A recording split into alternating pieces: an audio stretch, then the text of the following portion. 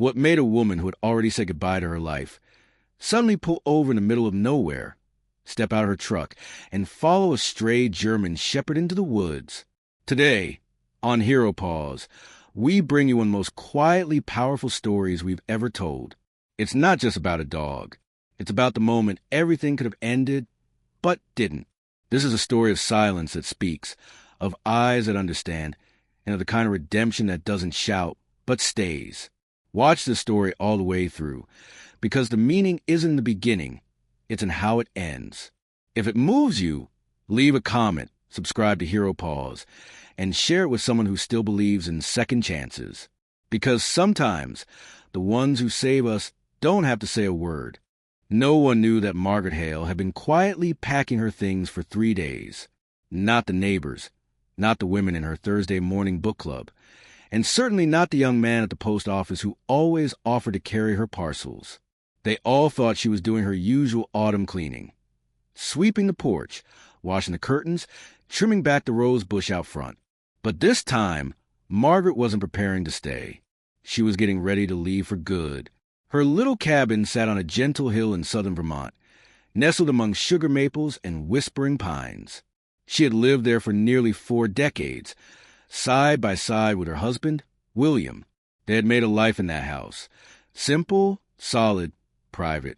They'd grown apples, rescued 2 scruffy dogs, and spent their Sunday mornings sipping coffee on the porch with the radio humming low in the background.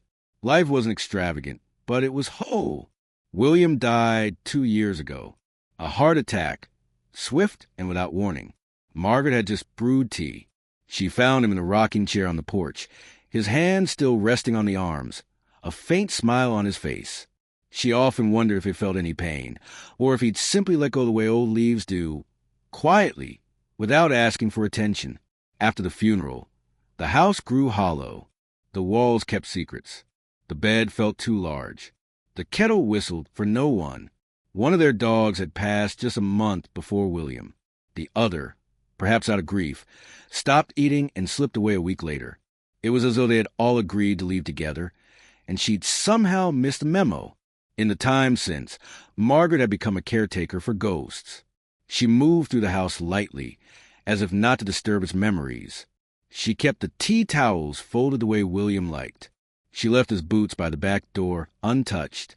Every morning she placed 2 mugs on the kitchen table, but drank from only one. And when the sun set, she didn't turn the lights on. She sat in the dark, listening to the soft clicks of wood settling and wind slipping under the door. But 2 years is a long time to wait for a voice that never comes. One morning in late October, Margaret woke up and knew. She didn't need a dramatic moment or a sign from heaven, just a gentle certainty in her chest. It was time. She didn't call anyone. There were no letters, no explanations, just a quiet gathering of things. A few changes of clothes, a photo of William, a small leather notebook where he had jotted down recipes and half-finished poems, and a folded scrap of paper tucked between the last pages. It had yellowed over the years, the corners curled, but the handwriting remained strong. If one day you don't know where to go, find the place you once laughed. He had written that in 2008, after Margaret had a minor car accident and was stuck at home recovering for weeks. William had always had a way of offering comfort without drama. Through a note, a half-smile, a hand resting quietly on hers. Now the house was just a shell. She walked through it one last time, running her hand along the windowsill, where William had hung a string of glass wind chimes. They still sang in the breeze, their notes sharp and pure. She stepped into the backyard and paused at the lilac tree, bare now, stripped by fall winds. It no longer bloomed, but somehow Margaret still smelled it. The old pickup started without protest. William had insisted on keeping it running. "You don't need a fancy car," he'd said, "just one that won't leave you stranded." She slid into the driver's seat, turned the key, and sat still as the engine hummed to life. Her hand stayed on the wheel a long time before she shifted into drive. She didn't cry. There was no destination. Margaret didn't plug in GPS or check road signs. She simply headed south, down narrow roads lined with rusting mailboxes and leaning fence posts. Trees passed like flickers in a reel of memory. Wind pressed gently against the windows. Every so often, she glanced at the passenger seat where William used a ride, his hand always resting on his thigh, tapping to music only he could hear. Around noon, rain began to fall, light at first, then steadier. She turned on the wipers, their rhythmic swishing, like an old metronome, counting time she didn't care about. She veered off the highway onto a lesser-known road, one that threaded to the woods and wood. Eventually, looped back toward a town she didn't intend to reach. There were no buildings out here, no people, only trees, mist, and the sense that everything had quietly forgotten its own name. And then it happened, a blur of motion, a streak of brown and black, for lunged from the roadside into her path. Margaret slammed the brakes. The truck skidded slightly before halting with a squeal. Her heart pounded. She gripped the wheel, breathing hard. Through the rain-streaked windshield, she saw it. A large German shepherd, soaked and still, standing in the middle of the road, not limping, not barking, just watching her. Its eyes were dark, steady, not wide with fear, but focused, almost knowing, as if it had been waiting. Margaret's breath caught. Her fingers moved before her thoughts did. She pushed the door open. The smell of wet earth and pine rushed in, cold and sharp. Rain splattered her hands. The dog didn't move. It just looked at her, not with menace or panic, just expectation. She said, "Go on," her voice barely audible under the patter of rain. But it didn't go. Instead, the dog took 2 slow steps backward, then turned its head not away, but toward the trees lining the road. It was inviting her. That was the only word that came to mind later. Not luring, not leading, inviting. Margaret stood in the rain, stunned by the absurdity and the clarity of it. In 2 years, no one had asked her to stay, to come closer, to be needed. Not one soul had made her feel like her presence still mattered.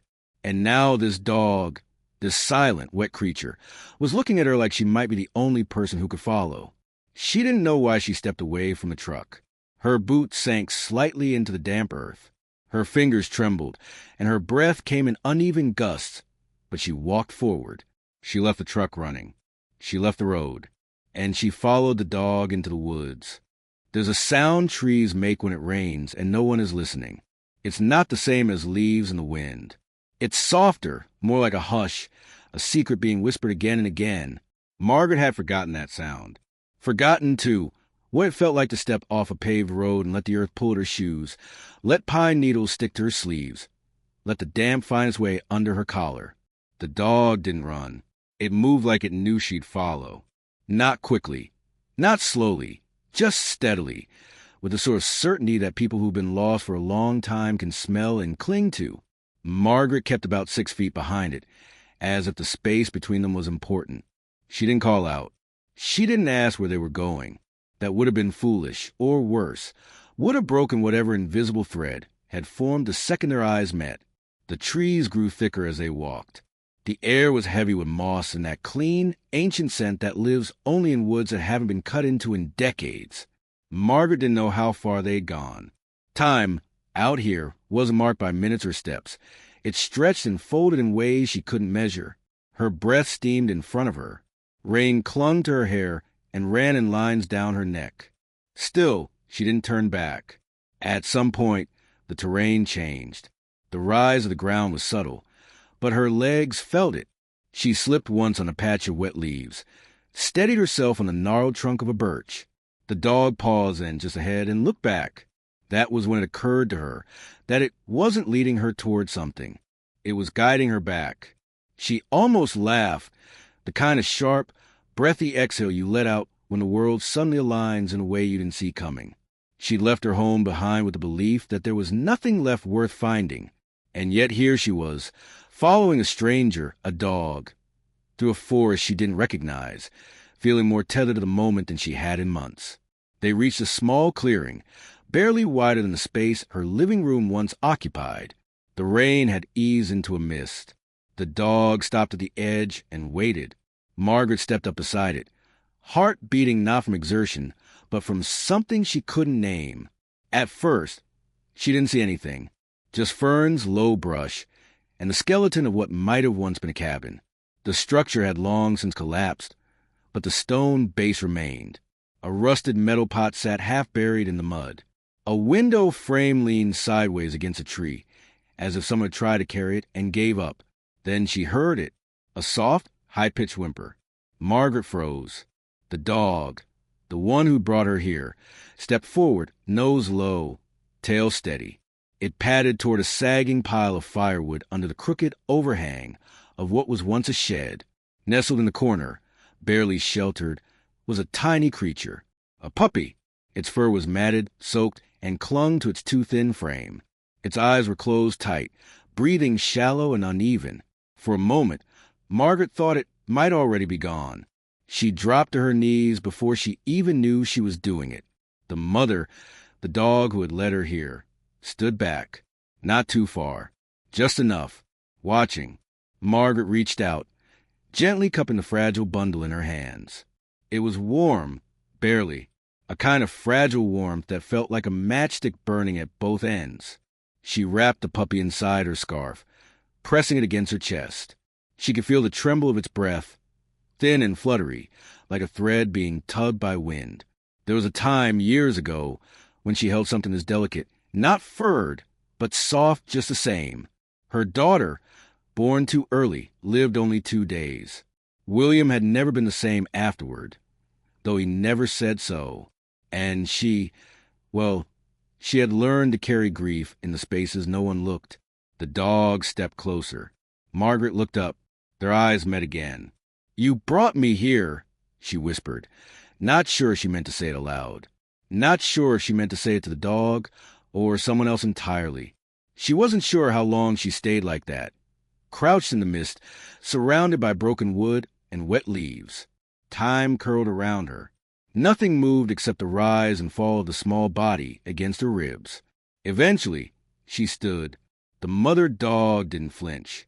Margaret took a slow step toward her truck, still parked at the edge of the road beyond the trees, engine now long cold. The mother followed. Back on the roadside, Margaret placed the puppy on the passenger seat, swaddled in her sweater. She turned on the heat. The mother dog jumped into the truck bed, curled up without a sound. As Margaret settled behind the wheel, she looked down at the puppy. It didn't open its eyes, but it didn't stop breathing. She reached for the gear shift, then hesitated. For 2 years, she hadn't known why she'd stayed where she was. For the first time, she didn't know why she'd ever tried to leave. The cabin Margaret found wasn't listed on any map. It stood, if one could call it that, at the edge of a forgotten clearing just outside Brattleboro, Vermont.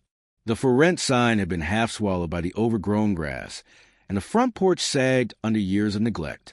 There was no fence, no mailbox. The gravel drive was mostly mud and memories. It looked like the kind of place you pass without noticing. And perhaps that was the point. The owner was a woman in her 70s named Lucille. She lived an hour away, didn't ask many questions, and didn't require a deposit. "Most people don't last out there," she said over the phone, her voice flat like it had been sanded smooth by disappointment. "It's too quiet." "I'm not looking for noise," Margaret had replied. Lucille laughed once. "Then maybe you'll last longer than most." The cabin had no Wi-Fi. The stove ran on propane. There was a wood-burning fireplace and a tiny, ancient fridge that had grown louder than it cooled. The plumbing worked, barely. The walls still carried the scent of cedar under the mustiness. Margaret slept on a mattress covered in a flannel sheet left by someone before her. It smelled faintly of lemon and dust. She didn't mind. She stayed the first few nights curled beside the puppy, who barely stirred. The mother dog, who had no name yet, slept by the door, always between them and the outside world. Margaret would wake in the dark and listen to the soft rhythm of their breathing.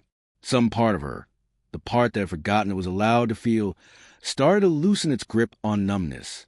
She fed the puppy small spoonfuls of warm broth from a mug. She massaged its paws, wiped the crust from its eyes. It never whimpered. It just accepted her hands as if they belonged to it all along. On the 5th night, it opened its eyes. They were pale gray, almost blue. Margaret had once read that dogs' eyes change color as they grow. But something about the way this pup looked at her made her think of William's eyes. Not the color, exactly, but the stillness, the knowing, the way they made you feel like you didn't need to explain a thing.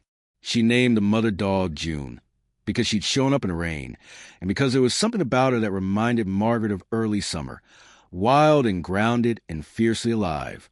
The pup, small and clumsy and always pressing into the crook of Margaret's elbow, became Twig, like a sprout from some other life she hadn't planned on growing. June accepted the names like a prayer. She responded to them with the sort of quiet loyalty Margaret had only ever experienced in a marriage, and even then, only in the moments in between words. Margaret hadn't spoken out loud this much in years. She narrated everything, preparing meals, folding laundry, placing water bowls near the back door. "Come here, June. Stay there, Twig. We're not burning the toast today, are we?" Her voice, one stiff from disuse, started to sound less like a stranger's and more like her own again. Every morning, she walked the dogs along the edge of the clearing, down a dirt path that curved toward a dry creek bed. Twig would stumble over roots, biting at June's tail. June was patient, steady, never scolded. Margaret marveled at how motherhood existed even in silence. How this dog, once alone in the rain, now carried herself like a sentinel. At night, Margaret would read aloud from William's old notebook. He'd scribble recipes and thoughts, most unfinished, some nonsensical. There was one entry, dated years ago, that simply read, "I hope I leave her something that still feels like a place to rest." Margaret read that line again and again. She wasn't sure if he meant the cabin or the memory of him or something else entirely. But when Twig fell asleep against her ribs, when June curled her body just beneath Margaret's feet like an anchor, she felt the weight of that sentence, not heavy, but grounding, like maybe she'd become that place. Or maybe they all had, for each other. One morning, a man stopped by, older, with a sun-leathered face and a limp that favored his right leg. He introduced himself as Walter, Lucille's cousin. Said he checked on the cabin every few weeks, mostly to make sure the chimney wasn't blocked or the roof hadn't caved in. "I saw smoke yesterday," he said, nodding toward the stove. Figured someone finally stuck around. Margaret offered coffee in a cracked mug. Walter didn't talk much. He sipped slow, eyes scanning the room, lingering a little longer on June and Twig. "They follow you around like you're the sun," he said eventually. Margaret smiled, a quiet lift of the mouth. "I think they're just waiting to see if I disappear." Walter looked at her then, really looked and nodded. "We all wait for someone to stay," he said, and nothing more. After he left, she stood at the window long after the truck's engine faded. Outside, June paced the porch while Twig barked at a falling leaf like it had insulted his honor. Margaret leaned her forehead against the glass. The world hadn't changed. Bills still came. The fridge still hummed like it was dying. The trees still dropped their leaves and made no apology for it. But inside this cabin, inside this unexpected shelter, something had begun to grow. Not joy, not yet, but something softer, smaller, like hope still learning how to walk. And that, she thought, was more than enough. Margaret didn't think of herself as brave, not in the way books or movies defined it. She wasn't someone who ran into burning buildings or gave speeches to change lives, or even said the things she probably should have said when it mattered most. She was the kind of woman who sat on the sidelines, observed, offered her hand when someone else needed a shine. Her strength had always been quiet, like the seams of a shirt, never seen, but the reason everything stayed together. And yet, here she was, standing in the middle of a decision she hadn't asked for, holding the weight of two creatures who depended on her with every breath they took. It wasn't a dramatic moment. It didn't arrive with fireworks or fanfare. It came on a Tuesday, as mundane as any other. She was folding laundry on the porch. Old towels she found in a forgotten drawer, now claimed by June and Twig. The wind carried the scent of dry leaves and chimney smoke. A pair of crows cawed from a branch overhead. Everything around her hummed with that late autumn stillness, the kind that feels like holding your breath before winter. June was pacing the yard, ears alert. Twig was asleep at Margaret's feet, one paw twitching in a dream, probably chasing something bigger than himself. He always did. It had been 3 weeks since they arrived at the cabin. The days had blurred into a rhythm. Feedings, walks, slow mornings with tea, evenings reading aloud. And in that routine, something had begun to shift inside her. Not all at once, not in some poetic, life-altering sweep, but slowly, like a door she hadn't realized was cracked open, letting in the air. The change revealed itself in the smallest details. She'd started humming again while washing dishes. She'd pulled the rocking chair from the shed and sanded its arms smooth. She'd begun brushing her hair before bed. Little things, but they mattered. Still, there was a restlessness building in her bones. Not the old kind, the need to flee, to vanish. This was something else. A soft ache to understand why she was still here. Why these animals had found her. Why? For the first time in 2 years, the silence inside her didn't feel empty anymore. That afternoon, Margaret opened the small storage box she'd left untouched since arriving. It was a weathered wooden chest, one she'd taken from her old bedroom, filled with pieces of her before. Inside were photos, old bills, a dried rose from her wedding day, and one envelope addressed in William's handwriting. She sat on the porch steps and opened it. Inside was a single piece of paper, torn from his journal. It read, "If I go first, I hope you'll keep walking. But if you ever lose your way, maybe let something find you instead." Margaret read it 3 times before folding it back into its envelope. She stared out at the yard. June was watching her, not in a curious way, but like she already knew. "I don't know if I'm doing the right thing," Margaret said quietly. "But you didn't ask me to be perfect, did you?" She wasn't sure if she was speaking to June or to William. Maybe both. The following morning, Margaret drove into town. She hadn't been since the day she signed the lease. It felt strange to be among people again. The chatter in the cafe. The rustle of bags at the general store. A teenager with a backpack held the door open for her, and she almost forgot to say thank you. She bought dog food, bandages, a new leash, and a tin of peanut butter treats. She picked up 3 cans of chicken soup and a second-hand sweater for herself. At the register, the cashier, mid-40s, blonde braid, name tag reading Anna, looked at the supplies and smiled. "New pup?" she asked. Margaret hesitated, then nodded. "Sort of." "Well," Anna said, ringing items through. "Sometimes they find us before we know we needed them." Margaret smiled politely, but inside, her chest tightened with recognition. Back at the cabin, she sat with June on the front steps. Twig wrestled with an old slipper in the grass. The clouds had thickened. Rain was coming again. Margaret reached out and rested her hand on June's back. The dog didn't move, just leaned gently into her palm. "I was supposed to be somewhere else by now," Margaret murmured. "But maybe I already am." That night, as rain tapped against the roof and the fire crackled in the stove, Margaret stood before the mirror above the sink. It was the first time in weeks she'd really looked at herself. She looked older, not in a way that stung, but in a way that felt earned. She leaned closer, whispering to her reflection, as if practicing for the moment she might finally believe it. "You stayed." She went to bed with Twig curled in the crook of her arm, and June at the foot of the mattress, breathing slow and steady. Outside, the wind picked up. Branches scraped against the side of the cabin. But inside, everything held. It began with the coffee. Not the kind she used to brew for William. Dark roast with cream and 2 sugars, always served in the green ceramic mugs they bought at a flea market in Maine. That ritual had stopped the morning he died. The mugs left untouched on the shelf like shrines to a version of herself that no longer existed. This was different. This coffee was for her. Instant, yes, and bitter if she wasn't careful with the spoon, but it was hot, and it filled the cabin with a familiar steam. The first time she made it after moving in, she spilled half a teaspoon of the grounds onto the counter and didn't bother wiping it up. June licked it later, wrinkled her nose, and wandered off. Margaret laughed, really laughed, for the first time in what felt like years. That was how the routine began. A mistake, a laugh, and the warm weight of a dog's head resting on her thigh.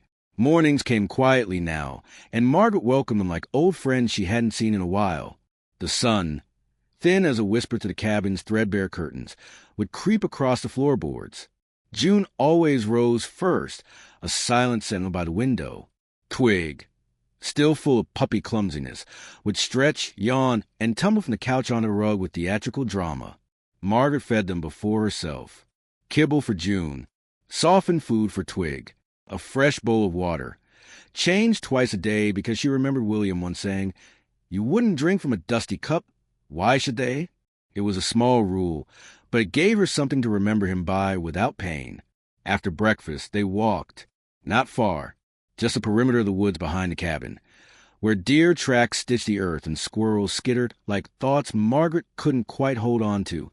Twig darted through the leaves with boundless energy, tripping over his own paws, occasionally face-planting with the grace of a falling acorn. June trotted beside Margaret, never straying more than a few steps away, eyes scanning the trees as if she'd been tasked with guarding something precious. Sometimes Margaret spoke out loud. She told him about the dreams she'd had the night before, strange ones where she was back in her classroom or standing barefoot on a beach she didn't recognize. She told him about William's quirks, how he hated cucumbers but loved cucumber sandwiches, how he had him out of tune when nervous, how he once cried at a commercial for dog food. The dogs didn't answer, of course, but they listened, or at least they stayed. And in a world where people often left too quickly or didn't show up at all, that counted for more than Margaret had words for.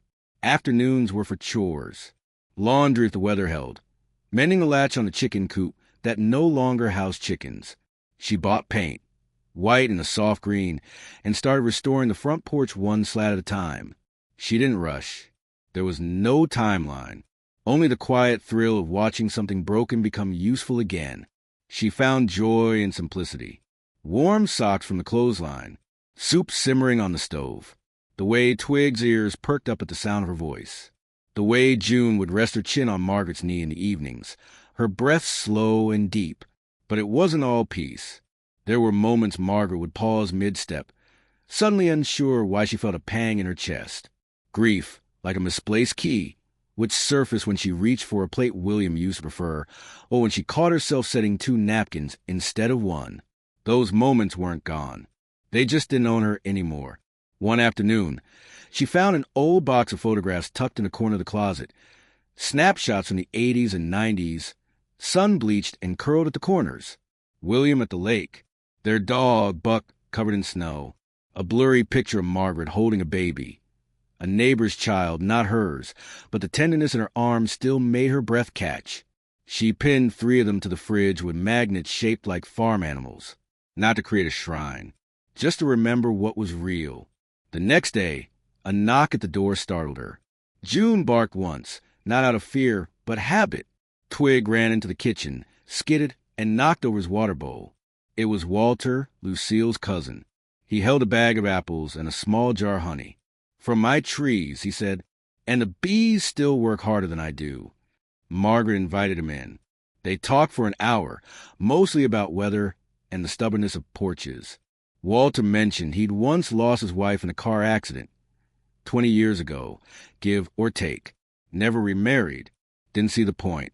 "They say time heals," he said, pulling his coat back on. "But I think it just teaches you to carry things differently." That night, Margaret watched the fire burn low and thought about carrying, not just grief, but joy, responsibility, the weight of showing up for someone or something every day, even when no one's watching, even when it's just 2 dogs and a kettle on a stove. Before bed, she knelt beside Twig, who was snoring softly under a pile of blankets, and whispered, "Thank you for choosing me." And she meant it, not in a casual, offhand way, but in the deep, quiet kind of way that changes a person one small habit at a time. Some memories don't announce themselves when they return. They slip in through the cracks, between the mail and the morning toast, in the way a breeze moves through a half-open window or the familiar pull of a drawer you haven't opened in years. For Margaret, it was a drawer in the kitchen, the one under the counter she hadn't needed to touch since she moved in. She was looking for a pair of scissors. Twig had gotten himself tangled in a bit of yarn she'd left near the couch, and instead, her hand brushed against an envelope, thick and slightly bent at the corners. It was pale blue, faded, with handwriting she would have known anywhere. William's. She paused. just long enough for the air in the room to change. Then, slowly, she pulled it out. The flap had already been opened, as if waiting for her to return. She didn't remember packing it, but it was his, and it was here, and that alone felt like more than coincidence. She sat down at the table, June by her feet, Twig chewing on a squeaky toy in the corner. The kettle on the stove began to hum, then boil over slightly, but Margaret didn't move. She unfolded the letter. It wasn't long. William was never one for elaborate prose. He said what he needed in the spaces between words. The postcard read, "If you ever find yourself lost, truly lost, I hope something finds you first, even if it's small, even if it has 4 legs and doesn't speak your language. Trust that it's me, still trying to get you home." Her hand trembled. She stared at the ink, just slightly smudged in the bottom corner. It must have been written not long before his death. Maybe he'd meant to leave it somewhere more obvious. Maybe he hadn't. Maybe some part of him knew she'd need to find it after. And maybe, just maybe, that something had been June. She closed her eyes. It all rushed back at once. The rain, the road, the moment she almost drove away from everything without looking back. The eyes of the dog in the middle of the street, locking onto hers like they knew her, like they were waiting. And now this, a message tucked in the shadow of a kitchen drawer, resting under the weight of life she'd almost abandoned. Margaret felt the kind of stillness that doesn't happen often, the kind that doesn't just quiet a room, but also the voice in your head, the one that doubts, nags, and second-guesses. She reached for her mug, cold now, and held it like a steadying post. Across the room, Twig let out a soft yip in his sleep, then rolled over, legs splayed like he was dancing in his dreams. June looked up at her, calm and steady, her tail tapping once against the floor. Margaret's throat tightened. She cleared it, but no sound came. Instead, she stood. She walked to the bedroom and opened the chest of the footbed, the one where she kept a few things that truly mattered. A scarf William once bought her in Italy, the compass he'd used on their hikes, and the old music box from her mother that no longer played. She slipped the postcard inside, not to hide it, but to keep it close to the other pieces of herself that had survived. That afternoon, Margaret went to the porch with Twig in her arms. She hadn't held him like this since the day she pulled him from that pile of damp wood. He'd grown heavier, stronger, but still melted into her chest like he belonged there. She sat in the rocking chair and watched the sky shift toward twilight. June settled beside them, chin on her paws, eyes fixed on something invisible in the trees. The air was crisp, the kind of cold that reminded you to breathe deeper. Margaret thought about the past year, not just the loss, not just the pain, but the way it had hollowed her out so quietly that she hadn't even noticed the echo in her bones. Until now, until someone filled the space again. Not completely, but enough. Later, she wrote in her journal, something she hadn't done since William passed. She wrote, "You found me before I could disappear." And maybe that's what love still looks like. Not a grand gesture, not a miracle, just staying.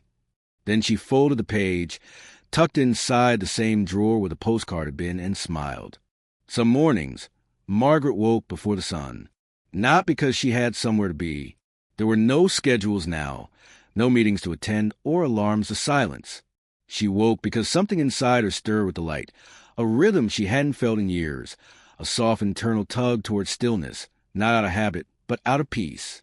Outside the window, the sky would shift from steel gray to the color of cold honey. The trees whisper more softly in November, their leaves mostly gone, their limbs bare and reaching. There was something honest about trees in winter.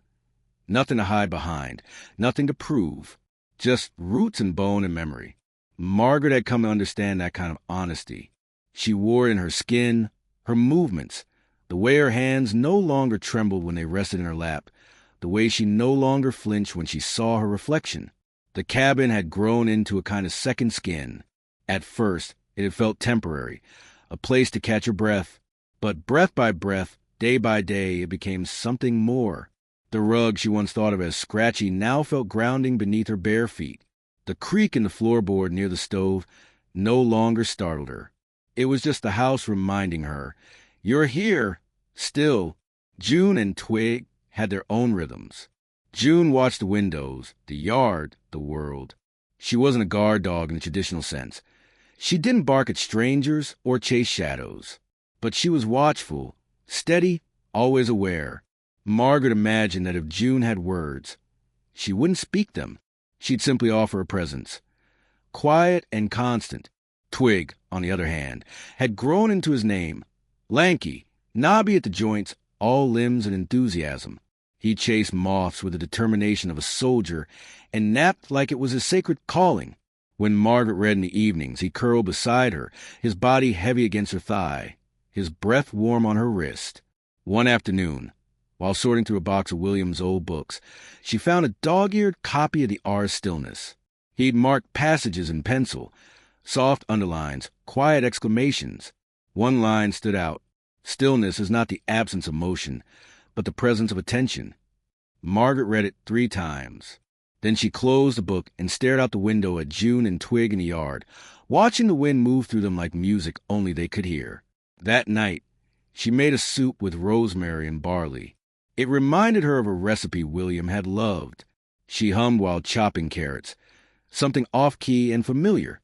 When the broth began to bubble, she opened the window to let the scent drift out, as if to offer a seat at the table to someone no longer there. After dinner, she sat on the porch with a blanket around her shoulders. The stars had come out.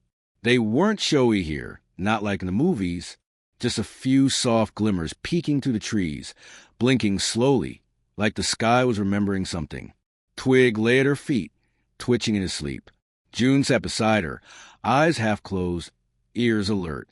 Margaret reached into her pocket and pulled out a small piece of cardstock, cream-colored, a little worn around the edges. The postcard. She hadn't told anyone about it. Not Walter, not Lucille, not even the dogs. It felt too private, too sacred. But she read it often, not for answers, just to feel tethered to something larger than coincidence. She turned it over and traced the edges with her thumb. If you ever find yourself lost, truly lost, I hope something finds you first. Something had. She looked at June, her coat silvering around the muzzle now, and at Twig, lanky and tangled, dreaming under the stars. And she smiled. Not the kind of smile you give when someone tells a joke or takes your picture, but the kind that happens slowly, from the inside out, when your body realizes, before your mind does, that you are no longer alone. Before heading inside, she slipped the postcard into a wooden box by the door, the one where she now kept her keys, a roll of extra poop bags, and a pen that still worked most days. She wasn't erasing anything. She was simply making room. Before bed, Margaret opened her journal. She wrote, "I almost drove off, but they found me first. And maybe, just maybe, I was never as lost as I believed." She folded the page, closed the cover, and turned off the lamp. In the dark, the house didn't feel empty anymore. It pulsed with breath, with paw steps, with a memory of someone who once said, "If you don't know where to go to where you laughed." She hadn't laughed every day since arriving, but she'd laugh enough. That was the thing about healing. It didn't shout. It didn't fix. It simply stayed. In the morning, she would make coffee again. June would stretch by the door. Twig would trip over his own feet. And Margaret would open the window to let the light in. She wouldn't wait for anything dramatic. No letters, no signs, no miracles. Because this quiet, ordinary breathing life was enough. And sometimes that's the whole point. You almost drove off, but they found you first. That single sentence, scribbled into her journal, said everything Margaret couldn't say aloud. If you've watched to this point, thank you. You've just witnessed not only a story of rescue, but a story of redemption, belonging, and the quiet courage it takes to stay. This story isn't just fiction. It's a reflection of something deeply human. How even at our most lost, we are never beyond being found, not by grand gestures, but by the small miracles we least expect. As the poet Rumi once wrote, "What you seek is seeking you." Maybe it comes in the form of a dog. Maybe it comes in the form of a reason to keep going. But it always comes, if you're still enough to see it. If this story moved you, please leave a comment. Let us know how it touched your heart, and subscribe to Hero Paws.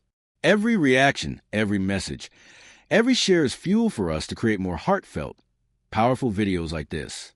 Because in a world that moves too fast, we need places like this, where stories slow us down and heal us. We'll see you in the next one. Until then, stay, breathe, and be found.